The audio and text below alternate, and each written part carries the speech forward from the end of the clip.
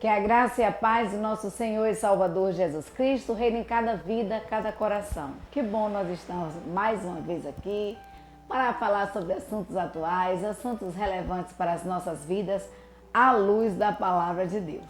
Normalmente nós gravamos todo sábado, mas essa semana foi uma exceção, né? Nós tivemos a festa da NCM na semana retrasada e tomou bastante do nosso tempo.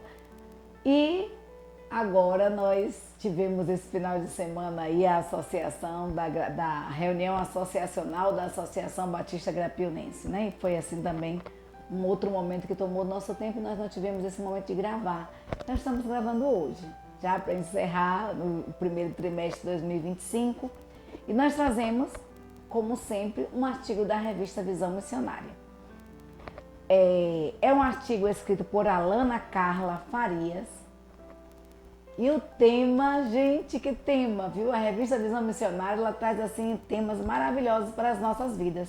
E esse fala de uma crise existencial que muitas vezes acontece em nossas vidas, que precisamos nos atentar, porque muitas vezes nos paralisa.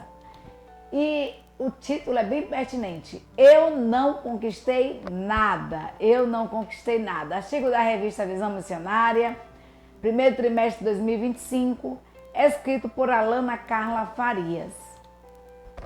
E a Alana, ela fala, né, assim, de algo pertinente, que muitas vezes acontece conosco, que é a questão de estarmos observando a vida alheia e comparando a vida alheia com as nossas vidas.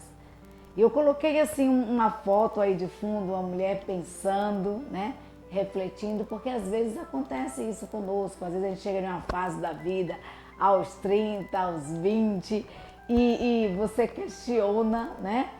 Você questiona muitas vezes as suas conquistas, os seus alcances, ou às vezes até mais nova mesmo, muitas vezes nós nos miramos nos outros e questionamos. Então ela fala o seguinte, que a nossa vida, a vida cristã, ela é como uma corrida, que todos nós corremos por um prêmio, mas um prêmio que não perece. É pelo privilégio de estarmos um dia na Canaã celestial, junto ao Pai da eternidade. Mas muitas vezes nesses percursos nós nos sentimos pressionadas a atingir metas muitas vezes inatingíveis ou a atingir metas que só existem em padrões atuais. E aí ela faz alguns questionamentos para mim e para você.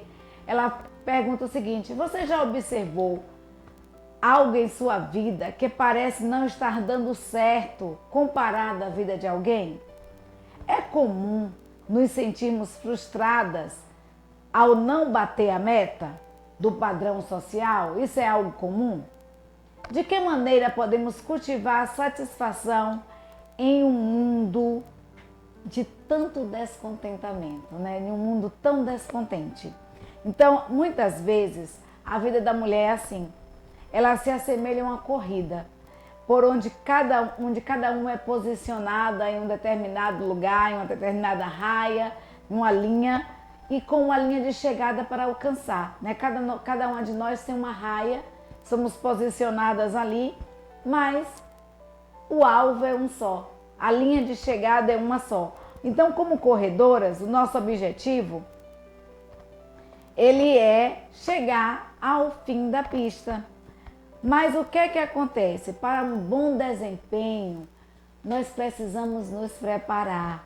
O ideal é fazer o quê? Focar completamente, sem desviar o olhar. E muitas vezes, né, nós nos concentramos exclusivamente, ao invés de nos concentrarmos exclusivamente na nossa performance, nós observamos a performance do semelhante.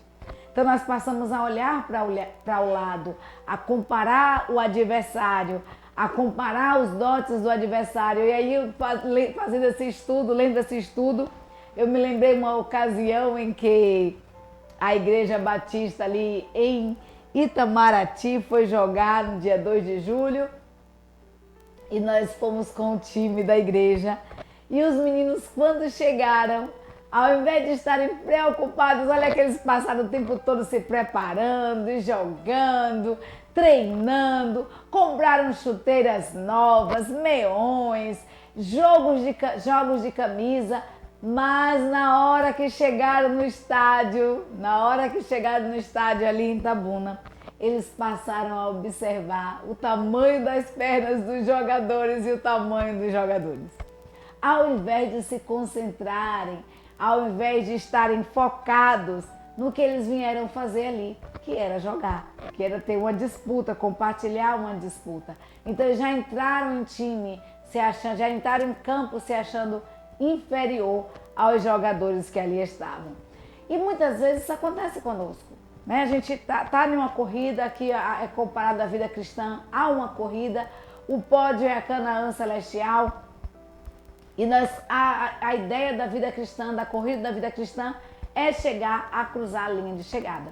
Mas muitas vezes, nós ao invés de nos preocuparmos com a nossa performance, ao invés de nos preocuparmos com as nossas vidas, nós estamos olhando o outro. Nós estamos olhando o tênis do outro, nós estamos olhando a roupa do outro, nós estamos olhando as conquistas do outro, os patrocinadores do outro e nos esquecemos de nós. Nos esquecemos que nós treinamos, nos esquecemos de focar ali na corrida e muitas vezes perdemos segundos, horas, tempos que são tempos cruciais para cruzarmos a linha de chegada e sermos sagrados vencedores. Então, a autora coloca aqui, nós pensamos que as pernas são mais fortes, nós pensamos que as passadas são maiores, que os tênis são de melhor qualidade, e que eles estão a 2 passos à nossa frente, diante dessa pequena espiada na vida vizinha, na raia vizinha, nós podemos nos desestimular e diminuir o ritmo e até mesmo desistir da corrida, né? Fazer como o pessoal ali em Itamaraty, não vou dizer que foi de 10-0, porque é muito vergonhoso, mas nós tivemos aí uma perda muito grande e tudo isso porque fomos olhar também uma boa parte a raia vizinha, né? Então nós precisamos estar preocupados com a nossa performance. E o próprio Paulo, escrevendo ali, eu costumo dizer que a palavra de Deus tem uma palavra para todas as instâncias das nossas vidas, para todos os momentos das nossas vidas, não seria diferente agora. Então o próprio Paulo, ele compara a vida cristã a uma corrida. E ele diz assim, olha, não sabeis vós que os que correm no estádio, todos na verdade correm, mas só um leva o prêmio? Correi de tal maneira que o alcanceis. E todo aquele que luta, de tudo se abstém. Eles o fazem para alcançar uma coroa corruptível, porém nós uma incorruptível. Pois eu assim corro, não como a coisa incerta, mas assim combato, não como combatendo há. Antes subjugo meu corpo e o reduzo à servidão, para que pregando aos outros, eu mesmo não venha de alguma maneira a ficar reprovado. Então Paulo, ele compara a vida cristã a uma corrida. Ele afirma que todos que competem ali, eles se submetem a um rígido treinamento. Eles se submetem a esse treinamento rígido, se abstêm de alguns alimentos, acordam mais cedo, vai dormir também mais cedo, tem toda uma preocupação, toda uma rotina e se abstêm de muitas coisas para que alcancem uma coroa corruptível, uma coroa perecível, uma coroa que perece. Nos Jogos Olímpicos, nós conseguimos ver, né, esse é o exemplo que a autora dá aqui, ver a força e a determinação dos atletas em cada modalidade. Muitos acabam até se machucando, né, nos treinamentos. A gente vai ver que são muitas lesões. Nos Jogos Olímpicos, a gente vai ver, assim, por exemplo, até a ginástica olímpica, né, quantos aqueles atletas dão de si para conseguirem uma medalha de ouro, uma de prata, uma de bronze. E submetem-se a um treinamento duro, diário, levando os seus corpos ao limite para ultrapassar os concorrentes, para serem sagrados vencedores. E eles fazem isso por quê? por causa de uma medalha que se corrói com o tempo, uma medalha que perece com o tempo. Mas nós que somos de Cristo, nós que somos cristãos, nós praticamos, nós estamos aqui em uma corrida, cada um na sua raia, mas com uma linha de chegada a ser cruzada, e precisamos chegar à linha de chegada, precisamos ser sagrados vencedores, e nessa corrida não importa, é isso que a autora diz, na corrida da vida cristã, não importa, na corrida da vida cristã, o que importa é chegar no alvo, ou seja, não existe pódio, não existe medalha de ouro, de prata ou de bronze. Não é sobre competir ou chegar em primeiro lugar, é sobre manter a constância em toda a jornada, é sobre permanecer no caminho.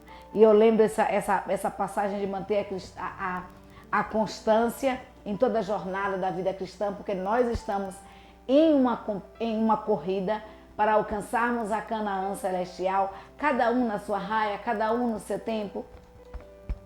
Mas, queridos, o que importa é cruzarmos a linha de chegada, porque só há uma linha de chegada, um alvo a ser alcançado. E no final, não é uma medalha de prata, de bronze ou de ouro, nós vamos alcançar a coroa da vida. É isso que a Bíblia nos diz. Então, nós corremos para um prêmio que não perece, ou seja, pelo privilégio de estarmos juntos ao Pai na eternidade. Além disso, a corrida cristã, como nós falamos, o que importa é cruzarmos a linha de chegada, o que importa é chegarmos ao alvo, é alcançarmos o alvo, e não importa o tempo, não importa como, o que importa é chegarmos lá, é cruzarmos a linha. E aí eu lembrei do pastor Emervaldo, né? O pastor Emervaldo pregando ali há dois finais de semana atrás, né? Ele, no dia 23 de março, ele pregando aqui na igreja, no aniversário da MCM, ele disse o seguinte, que o importante é permanecer no caminho, né? Se você tropeça, se você está sendo carregado, se você está mancando, se você não está conseguindo andar, permaneça no caminho que o mestre vai passar, né? Então, o importante é permanecer no caminho. Então, na vida cristã não importa chegarmos em primeiro lugar. Não é sobre competir, não é sobre chegar em primeiro lugar, mas cruzar a linha de chegada. É manter a constância nessa jornada. Então, a luta, a autora diz aqui que ela é uma mulher como qualquer outra, né? E a mulher cristã, ela é uma mulher como qualquer outra, com sonhos a serem realizados, com objetivos a serem cumpridos. Todavia, corre rumo à eternidade, não como quem corre sem alvo, né? Ou não luta como quem esmurra o ar, como 1 Coríntios fala aí pra gente no versículo 26, no capítulo 9, versículo 26. Mas ela sabe que Deus a capacita para vencer essa jornada, que Deus a capacita para conseguir atingir a linha de chegada. E aí nós vamos falar sobre o estudo de hoje. O estudo de hoje é justamente sobre isso, sobre esse cruzar a linha de chegada. Porém, queridos, nós não podemos olhar para o lado, nós não podemos ficar olhando para o lado, para a raia vizinha, nós temos que focar no alvo, que é Cristo. E aí a autora fala aqui, né, a questão do poder destrutivo da comparação. Se você observar os corredores na pista de atletismo, pode ser que pode parecer que eles fixam o olhar apenas, né, no final da prova. Eles não ficam prestando atenção em cada passo dos corredores, eles não ficam olhando para os lados, eles não param, eles vão ali com o olhar para frente, fixo no alvo, fixo na linha de chegada. E isso os ajuda a finalizar a disputa, né, a alcançarem, a cruzarem a linha e serem muitas vezes sagrados vencedores. Então, em todas as áreas das nossas vidas, a comparação ela é extremamente danosa e tem o poder de nos paralisar. Infelizmente, esse é um problema que atinge a maioria das mulheres ou a maioria das pessoas mesmo, dos homens sobre a face da terra, principalmente na geração atual, quando nós somos usuários de redes sociais e nós vemos nas redes sociais as famílias perfeitas, as trajetórias de vidas perfeitas, uma verdadeira vitrine da vida alheia, aparentemente perfeitas. São corpos esculturais, famílias que parecem comercial de margarina. Eu costumo dizer que família perfeita é a família do comercial de margarina, porque toda família tem problema. Toda família tem dificuldades, toda família enfrenta problemas, mas ela é sustentada por Cristo Jesus. Esse é o diferencial da família cristã. Então, aparentemente nós vemos famílias perfeitas e sempre unidas, com conquistas aparentemente fáceis de serem alcançadas. E dentro dos nossos lares, com um simples clique, nós temos acesso, é isso que a autora diz, a um recorte da vida de pessoas conhecidas e famosas. E dificilmente, porém, esse recorte, ele mostra a realidade, mostra o por trás. Falando na igreja domingo passado, foi nós que trazemos a reflexão à noite, nós falando à igreja, nós dissemos o seguinte, que nós não podemos nos atentar para as aparências, que muitas vezes o inimigo ele coloca as coisas para nós com uma aparência perfeita ou com algo como se fosse maravilhoso. E a gente viu isso no fruto proibido, quando Eva ela teve esse desejo de consumir esse fruto proibido. E Satanás suscitou em Eva, não obrigou ela a comer, mas suscitou em Eva a dúvida e o desejo de consumo. E muitas vezes, com um clique em nossa casa, nós temos acesso a esse recorte das vidas alheias, de pessoas famosas, de pessoas conhecidas também. Mas esses recortes dificilmente mostram o por trás, né? Como essas pessoas chegaram ali, como essas pessoas alcançaram as conquistas. Às vezes a gente vê pessoas postando que passaram na faculdade, que passaram num concurso, ou que conquistaram, que ganharam, ou que têm assim, um salário exorbitante, uma vida. Mas o que há por trás daquilo ali? Como foi que aquilo ali foi alcançado? Não foi com algo da noite para o dia, mas com suor, muitas vezes com lágrimas, muitas vezes com noites sem dormir. E os recortes, eles não mostram isso, eles mostram a conquista.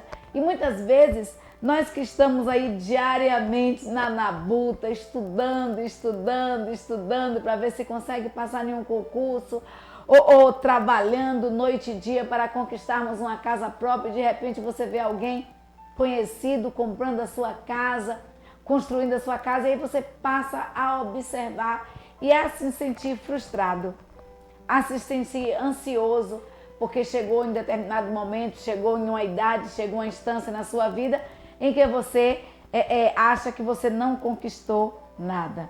Então, é muito difícil essa balança. Eu coloquei uma balança aí, menos e mais. É muito difícil essa balança de comparação, compararmos a nossa vida com a vida do outro, porque nós não sabemos o que há por trás.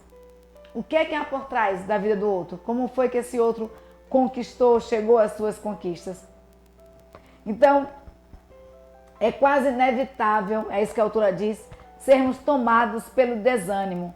Além de fora das telas, nós temos a tendência também, é isso que a autora fala, de nos comparar com amigas, com amigos, com as nossas próprias mães, com os nossos familiares, acreditando que a trajetória deles é ou foi de alguma forma melhor ou mais fácil que a nossa. Somos tendenciosos, na verdade, a achar que a grama do vizinho é mais verde do que a nossa.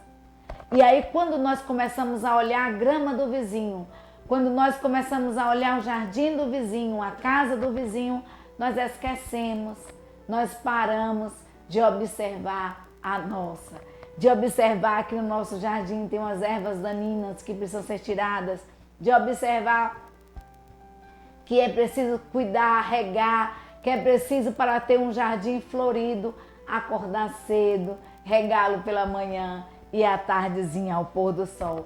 Então muitas vezes nós nos esquecemos, nós só fazemos olhar a vida alheia e perdemos muito tempo das nossas vidas. E a comparação, queridos, é extremamente danosa. É extremamente danosa. E a prima da comparação, é isso que a autora coloca aqui. A prima da comparação. A prima da comparação, você sabe quem é? Você sabe quem é a prima da comparação? A inveja. A inveja. E a Bíblia diz que a inveja, ela apodrece os ossos. Provérbios 14:30 nos diz disso. Olha, o sentimento sadio, ele é vida para o corpo, mas a inveja é podridão para os ossos. Aí Tiago, corroborando com o autor de Provérbios, Tiago, eu botei Tago aí, corrigindo aí, é Tiago 3,16 nos diz, olha, pois onde há inveja e ambição egoísta, aí há confusão de todas as espécies e males. Aonde a inveja existe, aonde a ambição egoísta existe, sempre há confusão e males. E o que é a ambição egoísta? Pensarmos em conquistas só nossas. Não nos alegrarmos com a conquista do outro. Não estarmos felizes com o progresso do outro. Tem pessoas que se sentem frustradas, infelizes, quando olham e observam os amigos, os familiares progredindo. Então, é extremamente danoso, é extremamente danoso. E aí, Jó 5, no versículo 2, nos diz assim, o ressentimento mata o insensato e a inveja destrói o tolo. Quando o meu coração estava amargurado e no íntimo eu sentia inveja, agi como insensato e arrogante. Minha atitude para contigo era a de um animal irracional. Isso foi o que o salmista disse para Deus. Queridos, a Bíblia nos fala, a Bíblia nos afirma que o ressentimento, o coração ressentido, ele mata aquele que é insensato. E a inveja simplesmente destrói o tolo. O sentimento de inveja é algo que permanece no coração do tolo, no coração do insensato, do louco. E a Bíblia nos fala que o nosso coração, quando ele está amargurado, quando ele está com inveja, porque quando nós temos inveja do outro, o nosso coração fica amargurado. E o salmista diz que nós agimos como um animal de forma irracional. Então, muitas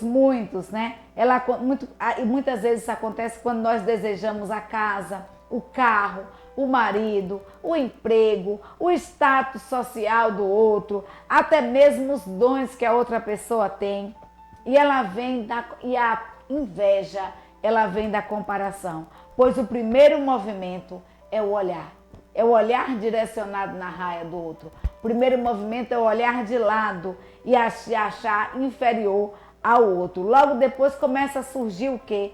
O desejo de ser como o alvo da nossa comparação. O desejo de ser igual ao outro. E a autora diz aqui que a inveja, ela provoca um coração ingrato, uma boca murmuradora e a destruição de relacionamentos. A inveja é o oposto do contentamento, ou seja, da satisfação de saber que tudo que temos vem do Senhor.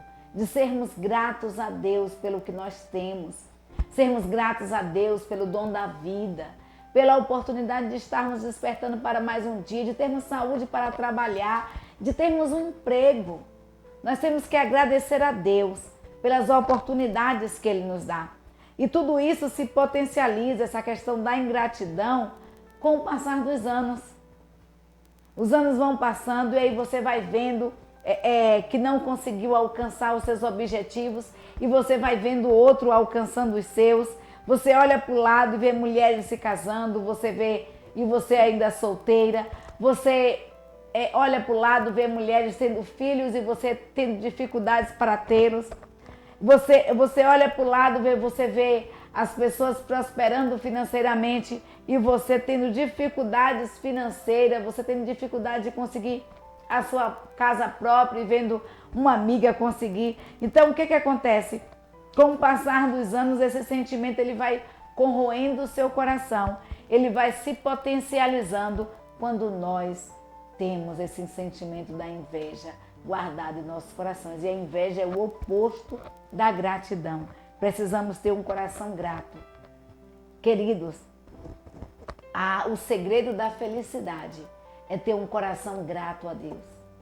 Esse é o segredo da felicidade. Esse é o segredo de vivermos bem com aquilo que temos. Sermos agradecidos a Deus pelo que Deus nos deu. Então, quando nós deixamos a comparação e a inveja reinarem, nós acreditamos, é isso que a autora diz, que Deus tem suas preferências. Porque é tão fácil para ela e é tão difícil para mim. Muitas vezes nós questionamos isso. Aonde é que eu estou errado? Estou errando? Será que Deus se esqueceu de mim? Será que Deus não está vendo a minha situação? Então você acaba se sentindo de lado, preterida, né? Despreterida de Deus. Você acaba sendo, achando, acreditando que Deus preferiu ao outro e não a você. E se esquecendo que não é sobre quem chega em primeiro lugar, mas é sobre chegar, é sobre cruzar a linha de chegada, é sobre alcançar o alvo, a Canaã celestial. Não é quem primeiro chega, em quais condições chegou, mas o importante é cruzarmos a linha de chegada.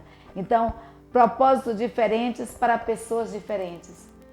Propósitos diferentes para pessoas diferentes. A gente vai ver o seguinte, que na Bíblia nós temos exemplos assim maravilhosos da ação de Deus. E dentre eles nós vamos ver no capítulo 30 de Gênesis o exemplo de Raquel e de Lia. Duas esposas de Jacó que tinham o mesmo objetivo, queriam dar muitos filhos, porque naquela época, né, a prosperidade ela era medida pela quantidade de filhos que a mulher dava, que o casal tinha. Então, Lia e Raquel eram esposas de Jacó, né? Eram esposas de Jacó. E elas tinham o mesmo objetivo, dar muitos filhos ao patriarca. Mas quando Raquel percebeu que não podia ter filhos, queridos, Raquel invejou a sua irmã e se desesperou ao ponto de desejar morrer. A gente vai ver aí no versículo de Gênesis, no capítulo 30 de Gênesis, versículo 1 e 3, que Raquel diz o seguinte: vendo Raquel que não dava filhos a Jacó, Raquel teve inveja de sua irmã e disse a Jacó: dá-me filhos, senão morro. Então se acendeu a ira de Jacó contra Raquel e disse: estou eu no lugar de Deus, que te impediu de dar o fruto de teu ventre? E ela disse: eis aqui a minha serva Bila, coabita com ela, para que dê a luz sobre os meus joelhos e assim eu receba filhos por ela. Olha o que acontece quando a inveja penetra no coração do cristão. A gente vai ver que Raquel não tinha filhos. E tinha um objetivo igual o de Lia, né, a sua irmã, que era a esposa de Jacó, dar filhos. E quando ela percebe que não tem filhos, ela começa, primeiro problema da inveja, ela começou já a atrapalhar o relacionamento, porque a Bíblia nos diz que Jacó amava mais a Raquel do que a Lia. E foi por Raquel que ele trabalhou 14 anos. Então a gente vai ver que houve um desentendimento entre o casal. Quando Raquel chega para Jacó e intima Jacó me dá filhos. Se você não me der filhos, eu vou morrer. Eu quero morrer, eu morro. Então Jacó diz: olha, estou eu no lugar de Deus. Então houve um atrito ali entre um casal que se amava. E aí depois a gente vai ver o seguinte, queridos, olha o agir de forma irracional, insensata e de acordo com o padrão do mundo, porque a inveja corrompeu seu coração. Era costume da época também que a mulher ela desse a sua serva para o seu esposo, caso não tivesse filhos, para que o filho da sua serva passasse a herdar e a ter os direitos de mãe. Esse era um costume mundano, era um costume da época, não um costume cristão. E a gente vai ver que Raquel, na insensatez, agindo de forma insensata, porque a inveja já corroía o seu coração, ao invés de orar ao Senhor, Raquel dá a sua serva Bila, para que Jacó venha ter filhos por ela. E a gente vai ver aí que vai sempre acontecendo aí um desenrolar da história, há uma confusão na família, justamente por conta da inveja, por conta de estar olhando o jardim do outro e a vida do outro. E aí a gente vai ver outro exemplo que a Bíblia nos dá, que é o de 1 Samuel, capítulo 1, um texto que eu gosto muito, por sinal, que é o exemplo de Ana. Ana vem tendo dificuldade de engravidar, a gente vai ver aí 1 Samuel, capítulo 1, versículo 7 e 8. Olha o que acontece. E assim fazia ele de ano em ano. Sempre que Ana subia à casa do Senhor, a outra a irritava, por isso chorava e não comia. Então Eucana, seu marido, lhe disse: Ana, por que choras? E por que não comes? E por que está mal o teu coração?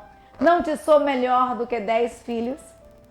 Então, o coração de Ana, queridos, estava angustiado. Ana estava em um estado depressivo diante do desprezo e da comparação com Penina, porque Penina era esposa também de Eucana e Penina tinha filhos e Ana não tinha filhos. E o interessante é o que o texto mostra, que Eucana amava a Ana, amava de tal forma a Ana, que Eucana dava a porção ali, distribuía as porções, mas para Ana ele dava a porção dobrada. E por conta da inveja que estava corrompendo o seu coração, por conta do sentimento de inferioridade que estava preso ali no seu coração, por conta de estar observando a Penina e enraivecida diante e a inveja também corrompendo o seu coração diante da visão de Penina com filhos, Ana não comia. Ana não comia. De tal forma que o seu esposo chega para ela e diz: Ana, por que você está chorando se eu te dou porção dobrada? Ana, por que você está chorando se eu te dou amor, se eu te dou carinho? E aí Eucana chega a dizer: mulher, eu não te sou melhor do que 10 filhos. O que está acontecendo, queridos? Houve ali um problema no relacionamento de Ana e Eucana. E Ana também deixou de ser abençoada enquanto o sentimento de decepção, de frustração, de desespero, o sentimento de inferioridade e inveja corroía o seu coração. A gente vai ver que a situação de Ana muda quando Ana para de chorar, quando Ana para de murmurar, quando Ana para de resmungar e ela se levanta e ajoelha, dobra os seus joelhos e vai orar. Deus trabalha, queridos, individualmente. Ele sabe o quanto você necessita, Ele sabe o que você necessita e Deus sabe como e quando Ele vai te dar. Então pare de olhar a vida do outro, pare de observar a casa do outro, pare de observar o progresso do outro, o casamento do outro, as conquistas do outro e comece a focar no seu objetivo, nas suas conquistas e dobre o seu joelho diante de Deus. Faça como a decisão que Ana tomou após ser chacoalhada pelo seu esposo, interrogada por ele. E eu acho que esse chacoalhão que Eucana deu, né? Quando Eucana pergunta, interroga e chama a reflexão: por que você está chorando? Por que você está chorando? Se você é abençoada. E essa pergunta eu faço para você. Por que você chora? Por que você está prostrada? Eu costumo dizer que se a gente vai chorar, que a gente chore aos pés do Senhor. Eu costumo dizer que se a gente vai se derramar em lágrimas, se quebrantar, que se quebrante diante de Deus. Porque Deus tem um coração misericordioso e Deus ouve as nossas orações. Queridos, nós vamos ver ali, e é isso que a autora diz, que Deus tinha um propósito específico para a vida de cada uma dessas mulheres, segundo a sua soberania. E não era porque Raquel e Ana demoraram para engravidar que elas eram inferiores a Lia ou a Penina. Mas é porque Deus trabalha de forma individual, porque Deus trabalha no tempo certo, Deus trabalha na hora certa. Deus não tarda, queridos, porque tem um provérbio popular que diz que Deus tarda, mas não falha. E esse é um provérbio completamente errado. Deus não tarda e nem falha. Deus age na hora certa e no tempo certo para abençoar os seus. Para abençoar os seus. E aí nós vamos ver, queridos, uma história completamente diferente. Nós vamos ver Gênesis capítulo 25, que nos traz o relato de uma situação completamente diferente. Nós vamos ver a situação de Rebeca. Rebeca era a única esposa de Isaac. Queridos, esse casal não tinha filhos. Eles não tinham filhos. Rebeca estava lutando pela esterilidade, por conta da esterilidade ali, contra a esterilidade. E de acordo com o relato bíblico, né? A mulher que não tinha filhos, ela era tida como uma mulher amaldiçoada. E aí a Bíblia nos diz, né, de acordo com o relato bíblico aqui, que essa mulher não tinha outra mulher para se comparar. Ela era a única esposa de Isaac. Mas, queridos, Isaac amava Raquel. Isaac amava Raquel. E por conta desse amor, Isaac não foi procurar outra mulher. Isaac não foi procurar uma concubina. Isaac foi procurar aquele que podia resolver a situação. Aquele que pode transformar a nossa realidade.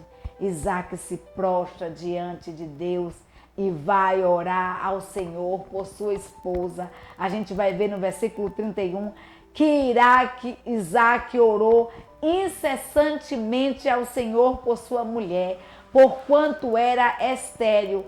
E a Bíblia nos diz, queridos, que o Senhor ouviu as suas orações e Rebeca concedeu, glória a Deus, aleluias. Quando fomos em busca de socorro, vamos na pessoa que pode mudar a situação, vamos procurar a pessoa certa. Isaac, ele vai e ora incessantemente a Deus. Essa foi a atitude de Isaac e essa deve ser a atitude daquele que tem um coração remido e lavado pelo sangue do Cordeiro, daquele que foi escolhido por Deus, daquele que foi separado por Deus. Essa deve ser a atitude do cristão. Essa deve ser a atitude do cristão. Então, no tempo certo, o Senhor concedeu o desejo do casal. Não há brigas, intrigas e competições na história de Rebeca, apenas o clamor de um marido que amava a sua esposa. Deus, ele é como um pai. Deus é como um pai. E apesar, queridos, de amar igualmente todos os seus filhos e filhas, Deus precisa tratar cada um de formas específicas.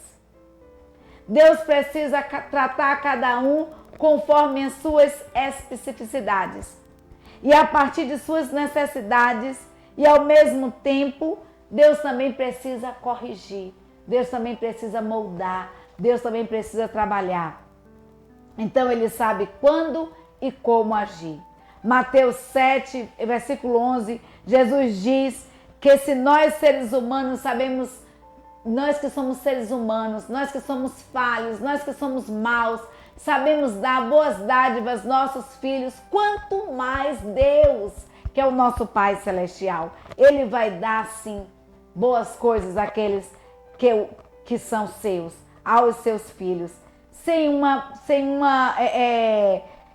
predileção. Deus, ele atende a todos de forma igual, porque Deus, ele é perfeito e soberano. E a Bíblia, querido, nos diz que Deus tem desejos de paz para os seus, deseja nos fazer prosperar, deseja nos fazer progredir. Então, se algo não chegou em nossas mãos, se algo não chegou, é sinal de que Deus sabe que aquele não é o momento para você receber, ou que talvez isso não seja o melhor para você. Se um desejo, a autora diz aqui, se um desejo nem chegar a se realizar, pode acreditar que foi um livramento de Deus. Afinal de contas, todas as coisas, todas cooperam para o bem daqueles que amam a Deus e são chamados pelo seu decreto. É isso que Romanos 8:28 nos diz. Então, inclusive as perdas, as ausências, as decepções, todas as coisas. Quando a Bíblia fala todas as coisas, ela inclui tudo. Tanto as boas, quanto aquelas que nós imaginamos que são ruins. Cooperam para o bem daqueles que amam a Deus. Então, uma vez que compreendemos isso, a comparação e a inveja, ela perde completamente o sentido. A mulher, o homem cristão, ela está em uma corrida onde não importa quem está na frente. O que importa, queridos, é que vamos cruzar a linha de chegada. Não importa quem vai estar na frente, quem vai chegar primeiro, as condições que irá chegar, mas o que importa é cruzarmos a linha. E ter essa perspectiva nos ajuda a correr sem olhar de lado e a focar nas nossas próprias trajetórias, nas nossas próprias conquistas. Além disso, isso nos deixa mais alegres com as conquistas do outro, ao vislumbrar a conquista do outro, ao vislumbrar os outros alcançando os seus objetivos. Todos nós, é isso que a autora diz, todos nós somos filhos de Deus. E para cada uma de nós, o nosso Deus tem um tratamento especial e uma jornada única. Então, isso é um privilégio que a comparação e a inveja tentam camuflar. Mas o Espírito Santo de Deus quer nos mostrar diariamente o caminho a seguir. Então, ouçamos a voz de Deus, ouçamos a voz do seu Espírito Santo. E para guardar no coração, o versículo que eu deixo para você está no livro de Salmo, capítulo 73, versículo 26, que diz assim: o meu corpo e o meu coração poderão fraquejar, mas Deus é a força do meu coração e a minha herança para sempre. Portanto, minha irmã, portanto, meu irmão, portanto, meu querido, minha querida, viva o hoje, sabendo que o Senhor é soberano das nossas vidas, que o Senhor é soberano da sua vida, que Ele sabe o tempo e a hora certa de fazer acontecer, que Ele sabe o tempo e a hora certa de proporcionar a você o desejo do seu coração. Você não precisa fazer um esforço sobre-humano para ganhar uma medalha de ouro. Na nossa corrida, que é a corrida da Canaã Celestial, nós precisamos, queridos, nós precisamos nos manter fiel. Nós precisamos nos manter na raia, no caminho, né? E mesmo que o nosso corpo, mesmo que o nosso coração, em alguns momentos fraquejem, como ali o coração de Ana, nós precisamos entender que Deus é a força do nosso coração e precisamos fazer como Ana, parar de murmurar e se quebrantar diante de Deus, dobrar os nossos joelhos, orar ao Senhor, comer a porção dobrada, sabendo que Deus vai nos abençoar, que Deus vai nos abençoar. Então, o que tiver de ser seu, será. Deus é um Pai misericordioso e que dá aos seus filhos sempre o melhor. Que Deus te abençoe, que Deus te dê uma semana de paz, que Deus conceda a você o desejo do seu coração e te faça prosperar mais e mais. Um beijo e um cheiro no seu coração. Muito, muito obrigada mesmo a você que nos assiste.